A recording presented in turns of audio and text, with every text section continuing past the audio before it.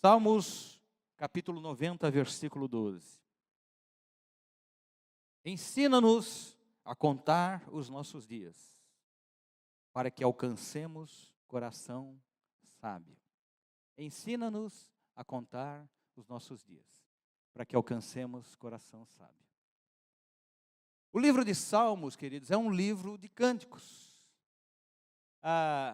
De cânticos dos mais diversos temas. Porque se nós formos olhar este livro, ele fala, por exemplo, de exaltação ao Senhor. Amém? Uma coisa muito boa, muito interessante, e nós precisamos adorar ao Senhor. Nós precisamos exaltar o Senhor. Ele fala sobre reconhecimento da glória de Deus e da majestade de Deus. Ele fala das experiências de manifestação da bondade e graça de Deus sobre as nossas vidas. Ele fala de como nós podemos contar com Deus em nossas lutas diárias. Ele fala também de como nós podemos aprender a viver uma vida de vitórias, apesar de tudo que nós passamos. Mas é um livro também, queridos, que fala de sofrimento, fala de morte, fala de experiências ruins, vividas pelas pessoas que as escreveram, e tudo isso contado em versos de cânticos, em que os autores desses salmos cantaram suas próprias experiências, para falar do que Deus fez, e de como Deus os livrou da morte e do pecado. Eu me lembro, queridos, quando eu devia ter meus 7, 8, 9 anos, não me lembro bem a data, a época, né? Mas eu estava na igreja, nós éramos de uma igreja lá em Santos, a nossa família de uma igreja lá em Santos, e lá naquela época, a família inteira sempre foi metida a cantriz, né? E eu ensaiei um cântico para cantar na igreja. Eu não sei quem é o autor daquele cântico, mas o cântico que eu cantei, ensaiei e cantei, e ele dizia assim: eu no lamaçal do pecado, vivia tristonho e vagando, não tinha prazer nessa vida, na morte vivia pensando, angústias e dores terríveis, o meu coração suportou, porém me falaram de Cristo, e Ele então me salvou. Mas só Jesus Cristo é quem salva do pecado e da perdição. É só Ele, meu caro amigo, que pode te dar salvação. As lutas e dores se foram. Amém, queridos, eu não me lembro mais do restante, faz muito tempo. Essas canções, queridos, especialmente nos nossos dias, elas não são muito adequadas para a gente cantar, por exemplo, num culto. Porque você olha para uma música como esta, é uma música, de certa forma, meio triste, não é verdade? Às vezes as pessoas ouvem uma música como essa e ficam num estado meio de depressão, porque é uma música muito triste. As pessoas precisam de cânticos que falem de coisas alegres, de cânticos que falem de exaltação a Deus, de cânticos que falem de motivação, de encorajamento. Mas cânticos como esses são importantes para a nossa vida, queridos, para a nossa vida pessoal. E eu creio que, por exemplo, esse autor dessa música que escreveu esta letra, ele estava falando da vida dele. Eu já escrevi um cântico que falava alguma coisa a respeito da minha vida. Nunca cantei em lugar nenhum. Eu, para ser bem sincero, já não me lembro mais do cântico, porque foi há tantos anos atrás. Mas para mim foi muito importante, queridos, porque registra de uma forma diferente a minha experiência com Deus. Eles nos fazem lembrar de quantas coisas Deus tem feito para nós. Com certeza, queridos, eu não estou querendo aqui fazer apologia ao sofrimento, à dor, à tristeza, nada disso. Ao contrário, a nossa vida ela precisa ser vivida na alegria do Senhor, que nos fortalece a cada dia. Amém, queridos?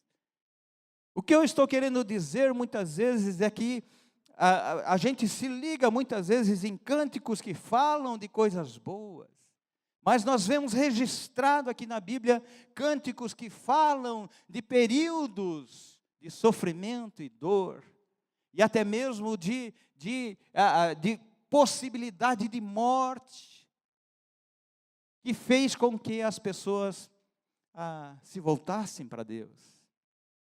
E elas declaram então, a minha vida era assim. E por Deus, ela se transformou desta maneira. O Salmo 90, queridos, ele pode ser dividido em 3 partes distintas, para a gente entender aquilo que Moisés estava querendo nos trazer como mensagem. Dos versículos 1 a 6, e nós vamos ler aqui, ele nos aponta para Deus, nos mostrando sua grandeza, sua eternidade, e nos faz meditar sobre isso. Olha o que ele diz: Senhor, tu tens sido nosso refúgio de geração em geração. Antes que os montes nascessem e se formassem, e a terra e o mundo, de eternidade a eternidade, tu és Deus.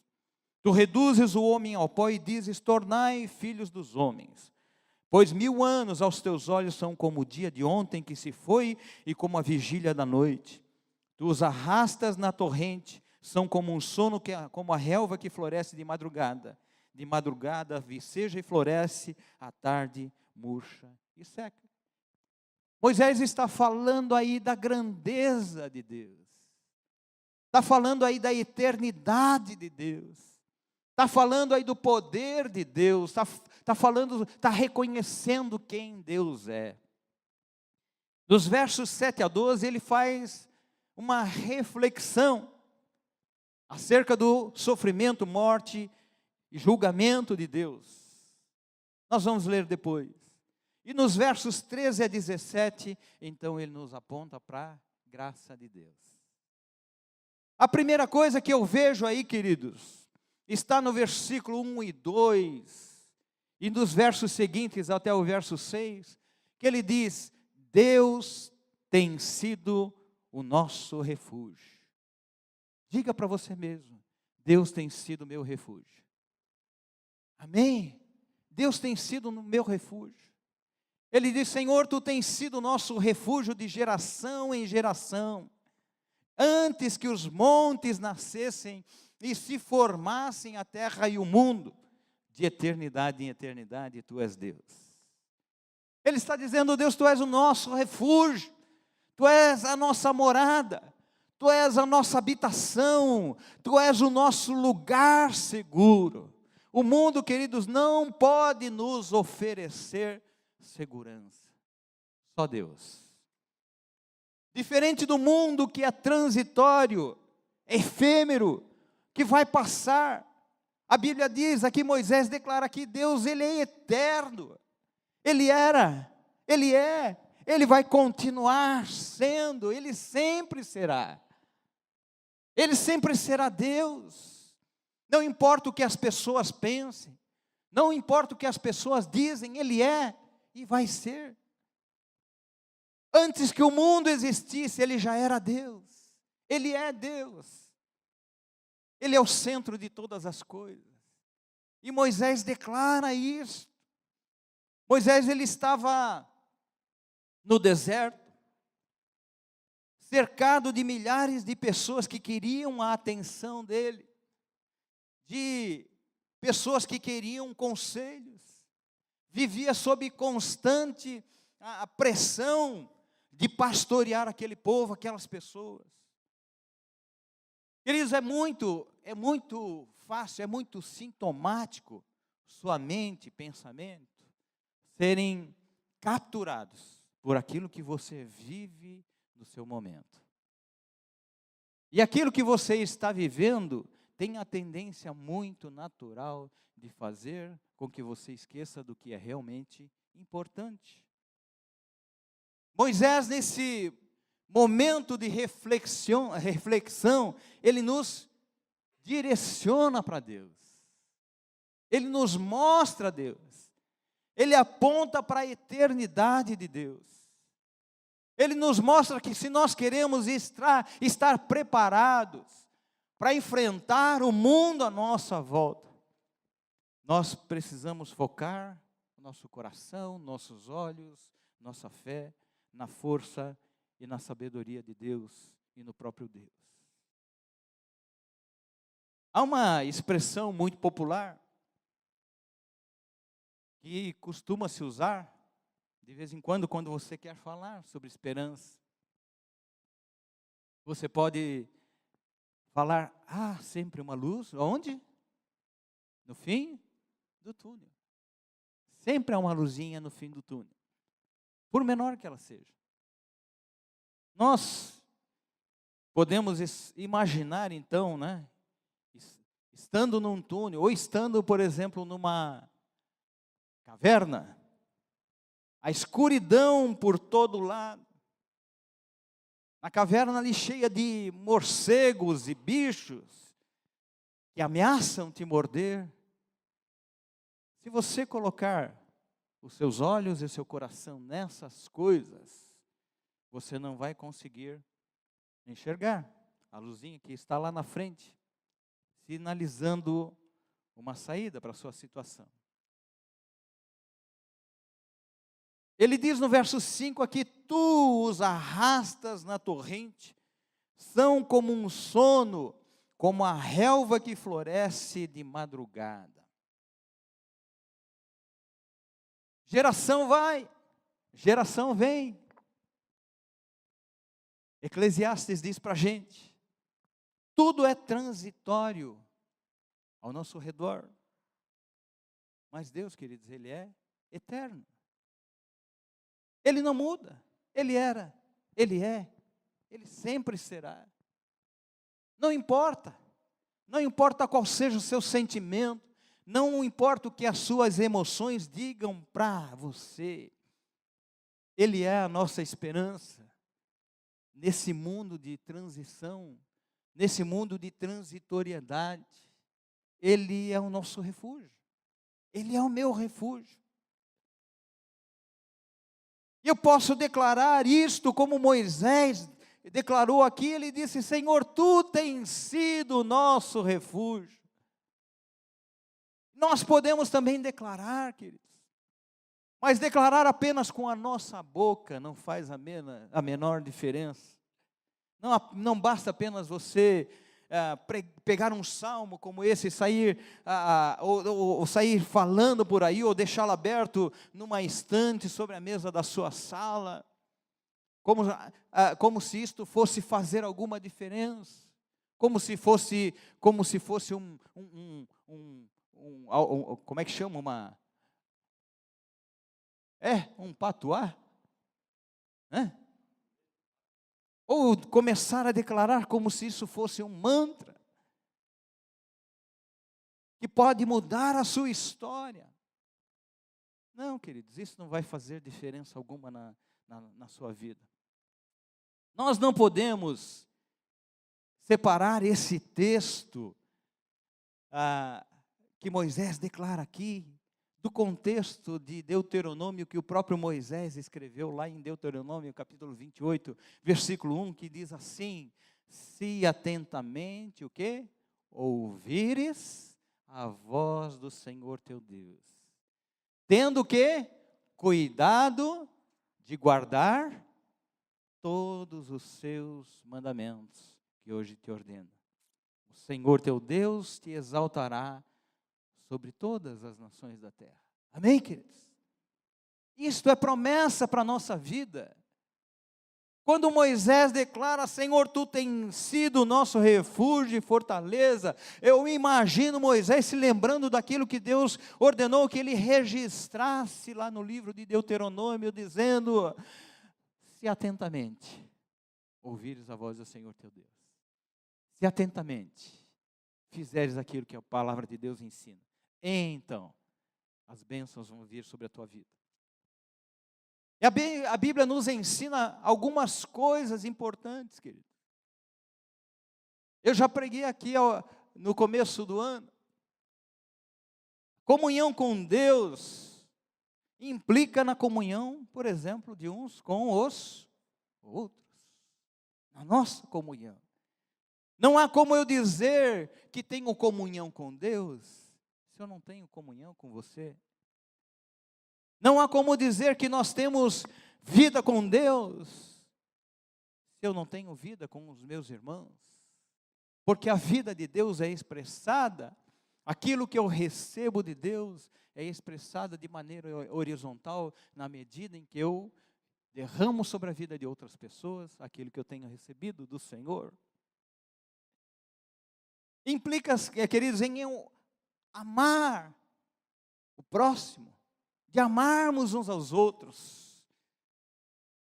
Implica, queridos, de uma coisa tão simples. Às vezes a gente fala do exterior, né?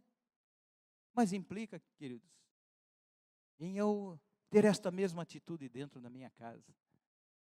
Como é que funciona dentro da minha casa? Qual é o cuidado que eu tenho com a minha esposa? Qual é o cuidado que eu tenho com os meus filhos?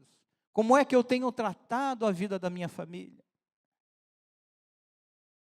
Isto faz parte da minha comunhão com Deus. Pedro, quando ele escreve a respeito do casamento, ele diz: olha, marido, tome cuidado, porque a sua oração não será ouvida se a sua esposa não estiver sendo bem tratada. É isso que ele nos ensina lá. Não adianta você orar e dizer: Senhor, estou aqui, mas você tem maltratado a sua esposa. Ele alerta para isto. Ele nos diz: olha, nós precisamos expressar aquilo que nós temos recebido do Senhor. Dos versículos 7 a 12, então, ele faz uma reflexão sobre sofrimento, morte e julgamento. Ele faz uma reflexão acerca da brevidade da vida terrena do homem, das escolhas e das consequências que naturalmente vêm dessas escolhas. E quando a Bíblia fala sobre morte e julgamento, temos que necessariamente pensar em morte espiritual. A morte física é uma consequência, mas nós temos que necessariamente pensar em morte espiritual, que é consequência do pecado. Não há como a gente pensar em morte e julgamento sem pensarmos no pecado. Já ouvi muitas histórias de pessoas que amavam a Deus e que serviram a Deus de todo o seu coração, mas que de um momento para outro abandonaram a fé.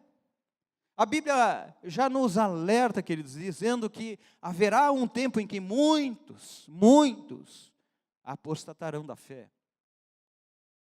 E isto será resultado do sofrimento, que muitas vezes as pessoas vão sofrer. E muitas pessoas hoje abandonam a fé, apostatam da fé, como usando o termo bíblico, por causa das coisas que acontecem na sua vida. Há pessoas que se encantam com o evangelho do tudo é perfeito, mas se esquecem daquilo que Jesus falou lá para os discípulos, dizendo: olha, no mundo vocês vão ter aflições. Jesus já nos alertou. Evangelho, queridos, não é uma vida diferente das outras. É uma vida de vitória, sim, porque Deus nos promete vitórias.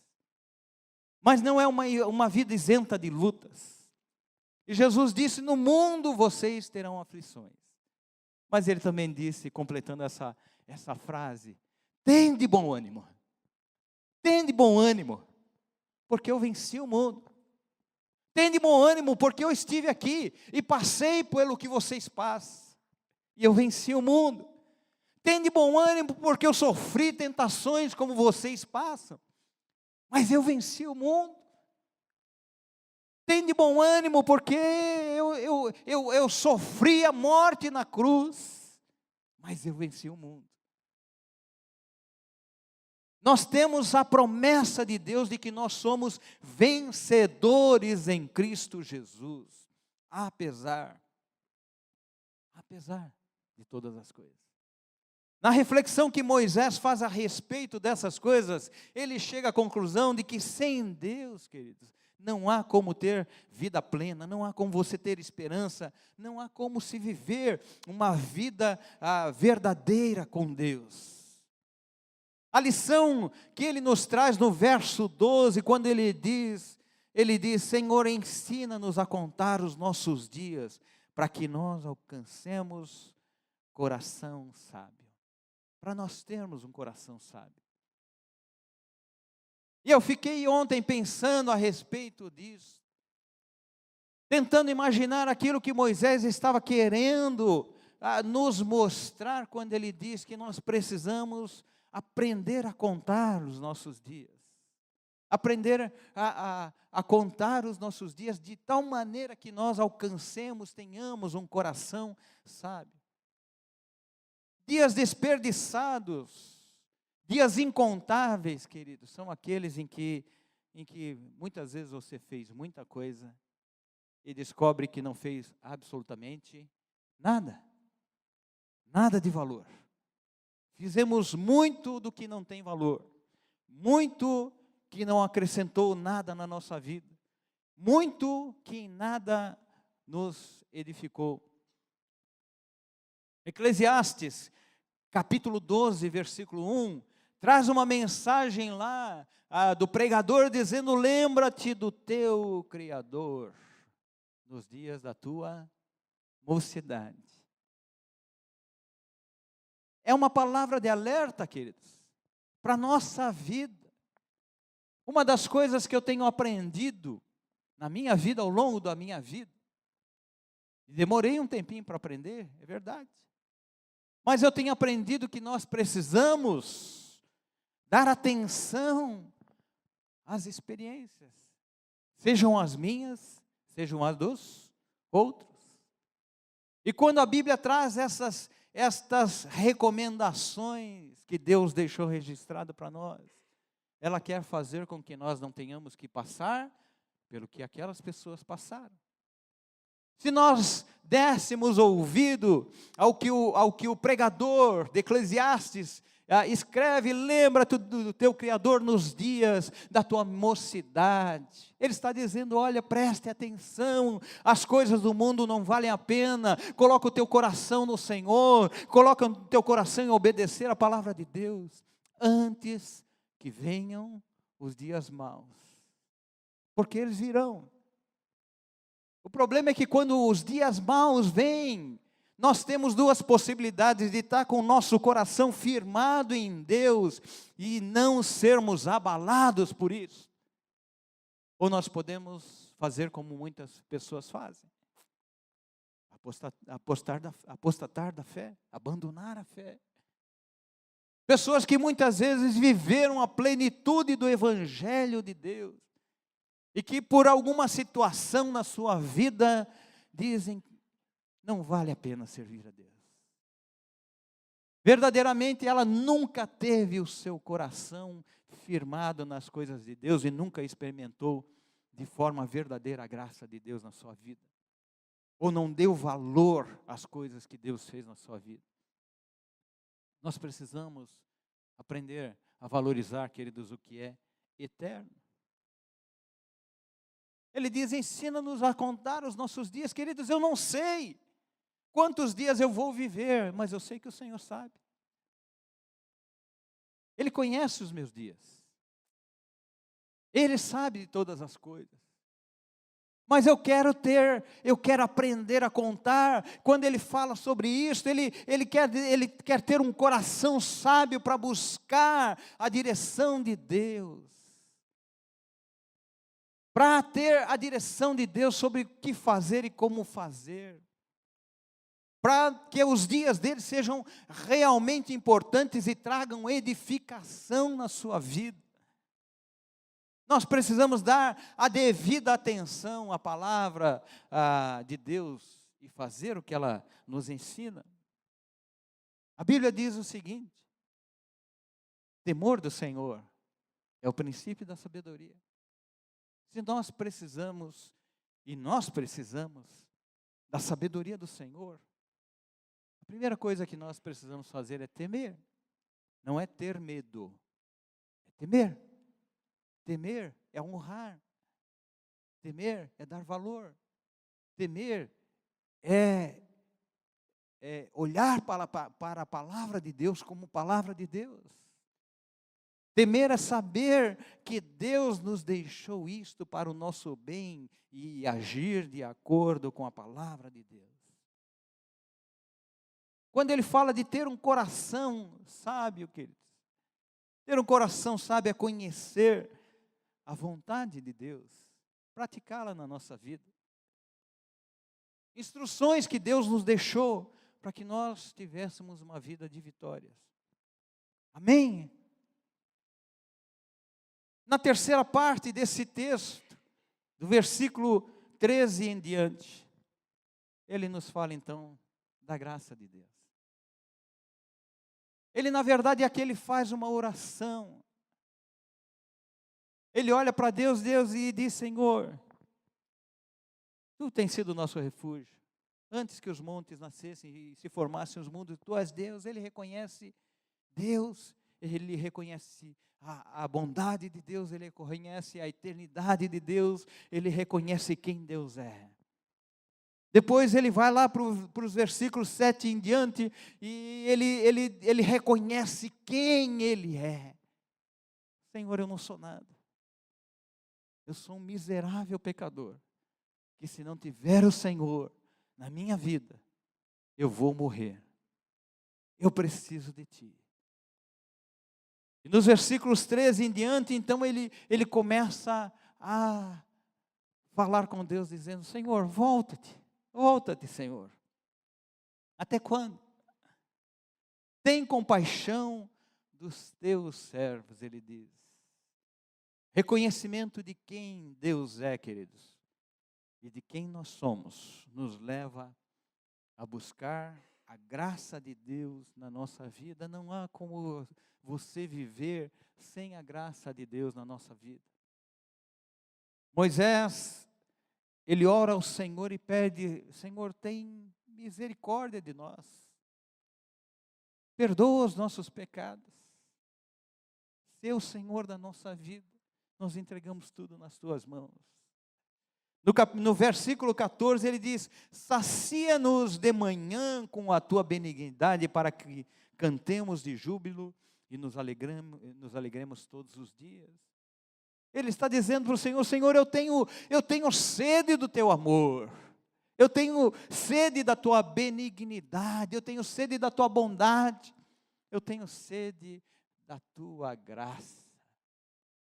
Sacia-nos de manhã com a Tua benignidade, para que cantemos de júbilo e nos alegremos todos os dias. Todos os dias. Eu quero Te agradecer todos os dias. Eu quero reconhecer que o Senhor tem cuidado de mim todos os dias. No versículo 15 ele diz assim: alegra-nos por tantos dias quanto tens nos afligido, por tantos anos quanto suportamos a adversidade. Ele está pedindo para o Senhor: Senhor, olha, eu tenho sofrido muito. Talvez esse sofrimento tenha sido porque eu tenho tomado algumas decisões difíceis. Mas Ele: Senhor, alegra-nos por tantos dias quanto nos tens afligido. Isso me faz lembrar do texto de Joel, quando Joel, capítulo 2, versículo 25, ele escreve lá uma promessa de Deus para o seu povo, dizendo: restituir-vos-ei os anos que comeu o gafanhoto, a locusta, o pulgão e a lagarta, o meu grande exército que enviei contra vós. E esta é a promessa de Deus para mim e para você também. E que Moisés ora e faz essa petição na sua oração, dizendo para Deus: Senhor, alegra-nos por tantos dias. Os dias do nosso sofrimento, que eles sejam trazidos de volta em alegria, em graça, em bondade, em amor, em prosperidade, em bênçãos infindas do Senhor sobre a nossa vida, queridos. Sabe, talvez você tenha vivido um longo tempo de sofrimento, de dor, de situações que tem muitas vezes feito com que seu coração esmoreça. Em alguns momentos você tem duvidado de que Deus de que Deus existe, ou de que Deus cuida da sua vida, que Deus está preocupado com você. Mas eu quero dizer para você que Deus jamais te abandona. Ele está onde você estiver, sempre pronto a nos ajudar. No verso 16, ele diz assim: aos teus servos apareçam as tuas obras, e aos seus filhos a tua glória. Olha que coisa mais doida que Moisés pede. Eu posso pedir isso para o Senhor. Senhor, deixa-nos ver o que o Senhor tem feito. Deixa-nos ver as tuas maravilhas. Deixa-nos ver as tuas obras. Deixa-nos ver a tua glória. Eu quero. Isso é importante para a minha vida. Isso fortalece a minha fé. Isso faz com que o meu coração esteja cada vez mais firmado em Ti. Deixa-nos ver as Tuas obras. Apareçam as Tuas obras. Deixa-nos ver a Tua glória. E por último, para encerrarmos, queridos, ele diz: seja sobre nós a graça do Senhor, nosso Deus. Confirma sobre nós as obras das nossas mãos. Sim, confirma a obra das nossas mãos. Que o favor do Senhor, querido, seja sobre a nossa vida, sobre a sua vida.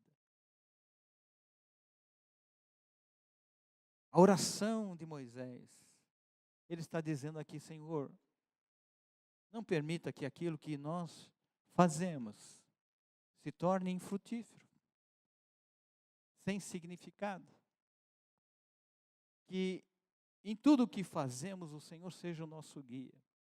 E é por isso que ele diz: Senhor, ensina-nos a contar os nossos dias, de tal maneira que nós alcancemos coração sábio. Ensina-nos a valorizar aquilo que realmente é importante. Ensina-nos a colocar o nosso coração naquilo que realmente vale a pena. Ensina-nos a olhar para a Tua palavra e a praticar aquilo que a palavra tem nos ensinado. Amém, queridos? Você pode fazer essa oração? Dizer: Senhor, ensina-me a contar os meus dias, de tal maneira que eu alcance coração sábio. Coração sábio diante do Senhor. Coração sábio é aquele que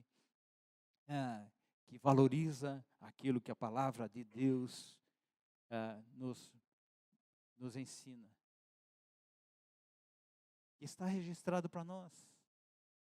Se nós queremos viver uma vida de bênçãos, queridos, então precisamos obedecer a palavra de Deus. Não adianta você declarar: Deus é meu refúgio e fortaleza, socorro bem presente nos momentos de angústia. O Senhor está contigo, mas você está com Deus? Ah, pastor, eu estou com Deus. Mas você tem obedecido o que a palavra diz?